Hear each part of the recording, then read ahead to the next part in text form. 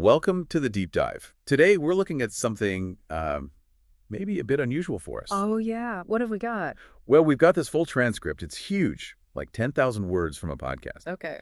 It's called Learn English, Fast, Real Conversations for Daily Life. Ah, interesting. For language learners. Exactly. And we're zoning in on their very first episode, the one about making friends in small talk. Right. So it's kind of a meta dive then. We're analyzing a resource that's meant to help others analyze English. Precisely. And what seems really insightful here is seeing how they break down, basic communication for learners. Yeah, it kind of forces you back to the fundamentals, doesn't it? Strips away the jargon. It does. So our mission today really is to pull out the key ideas on how to start conversations, how to keep them going. And move beyond those really stiff textbook phrases into something that feels more like a real connection. Yes. And honestly, this stuff is useful whether you're, say, dealing with international colleagues, traveling, or just want to be a better communicator generally. Definitely. Understanding how conversations actually flow, not just the rules on paper, that's a valuable skill. Full stop. So we're hoping to dig out some practical strategies, things you can, actually use. Okay, let's jump in. Where do they start? The transcript mentions the hosts, Alex and Jamie. One's a native speaker, one's a learner. That's right. Alex is the native speaker, Jamie's learning.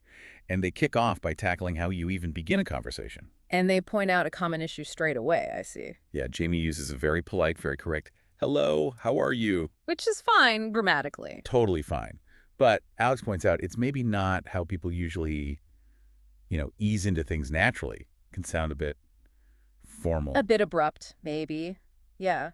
That really highlights that gap, doesn't it, between the explicit rules of language and the sort of implicit social dance. Exactly. Grammar gives you the building blocks, but the unspoken stuff, the social cues, that's often what makes or breaks an interaction. And it's clever they address that right up front. So what do they suggest instead? More natural ways in. Yeah, Alex gives some really grounded examples. Like, if you see someone sitting alone, maybe at a cafe, Okay. instead of the formal greeting, something simple like, hey, mind if I join you? Much softer. Less demanding. Right. Or just noticing something nearby. Oh, that coffee looks good. What's your order? Using the shared environment. That makes sense. It shifts the focus from a direct inquiry about the person to an observation or an offer. It's less confrontational, lower stakes to start. Lower stakes, exactly. It fits with that idea of finding common ground first. And this whole not like a textbook principle they mention, it seems key. It's about the difference between knowing about English and knowing how to use it socially. Totally. And to make it concrete, the transcript mentions a little role play they do. Ah, okay. In a cafe setting. Yep. You actually hear Alex and Jamie trying out these more natural starters. It's not just theory. What stands out about that interaction? For me, just how sort of quick and easy it felt, not like a big performance. Right. More like those brief, casual encounters you actually have. Yeah. The aim seems to be just establishing that tiny connection shared space. Maybe a comment, not launching into some huge dialogue immediately. Which probably makes the whole idea of starting a conversation feel less intimidating for a learner, I imagine. I think so. Okay, so you've broken the ice, you've started.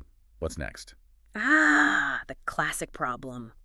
Jamie apparently voices it, that feeling, when the conversation just stalls. The dreaded lull. Yeah. Running out of things to say. We've all been there, right? Absolutely. And this is where the skill of, maintaining the flow comes in. So what's Alex's advice here?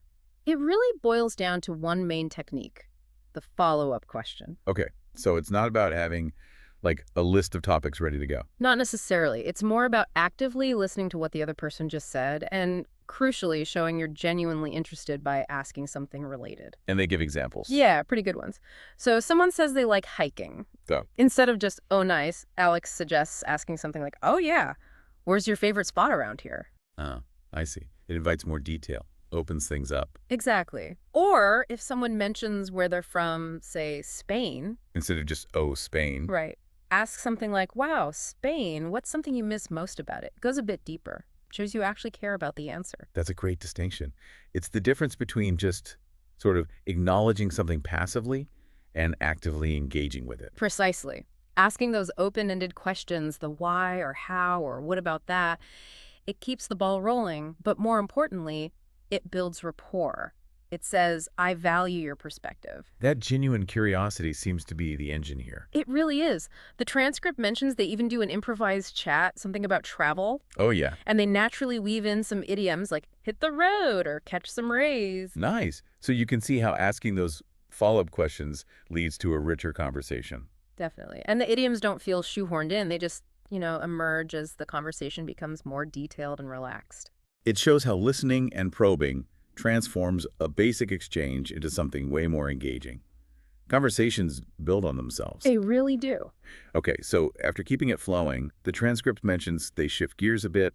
They look at injecting more personality. Yeah, moving beyond just functional chat, how to make your English sound more, well, you, using friendlier humor, maybe some slang. This is where language becomes more about social bonding, right? Not just swapping info. Absolutely. It's signaling you understand the nuances, the culture behind the words. Alex gives some neat examples of adding flavor. Like what? Well, instead of just saying, I'm tired, which is fine, Sure. maybe saying something more expressive, like, ugh, I'm dead on my feet. Huh. Okay. Yeah, that paints a picture. More emphasis. Exactly. Or, talking about the weather instead of this weather's crazy. Oh, as people say all the time. Right. Try something like, wow, this weather's nuts. It just sounds a bit more casual and more modern, maybe. Little shifts, but they change the feel. They really do. And then Jamie asks this funny question, apparently, about how to deal with someone who's, annoying. Oh, really? That's bold for a language learning podcast. How do they handle that? With humor, it seems. Alex suggests some polite but slightly pointed phrases. Oh, sis. Things like delivered with the right tone, maybe Yeah. you're a lot. Huh. Understated. Or perhaps a slightly sarcastic, wow, you've got strong opinions. Okay, I can see how tone would be absolutely crucial there. Totally. It highlights how much communication isn't just the words, it's the delivery, the timing, understanding the social context. Knowing when and how you can use humor like that, that's a pretty advanced social skill. It is. And it taps into connection, doesn't it? Sharing a bit of lightheartedness, understanding informal language. It builds camaraderie, makes things more fun, more memorable. Definitely. So, okay, let's try and wrap this up. We've dived into this transcript about learning conversational English. What are the big takeaways that maybe apply beyond just, learning the language? Well, first, I'd say starting conversations often works better if you ease in naturally. Use the context, make observations, rather than always using formal greetings. Right. Less direct sometimes. Second, keeping it going is really about active listening and asking those follow-up questions. Showing genuine curiosity is key. Not just waiting for your turn to talk. Exactly. And third, don't be afraid to inject some personality. Appropriate humor, more expressive language, it builds connection, makes it less robotic. So the main theme feels like moving from rigid rules to a more sort of fluid, socially aware way of communicating. I think that's a great way to put it, from textbook to reality. And I love Jamie's final line they mentioned in the source just before the end. Wait, I need to practice first. Huh, perfect, because that's the thing, isn't it? This isn't just theoretical, you have to actually do it. Which leads us to a final thought for you, the listener. Mm-hmm. Think about how these ideas being natural, curious, maybe adding a bit of humor apply in your own life, in any language, really. Yeah. How could you make your next conversation feel a little less like you're reading from a script? What's one small change you could try? Maybe a different opening, a better follow-up question. Just something to make it feel more like a real, authentic connection. Something to definitely mull over as you go about your day.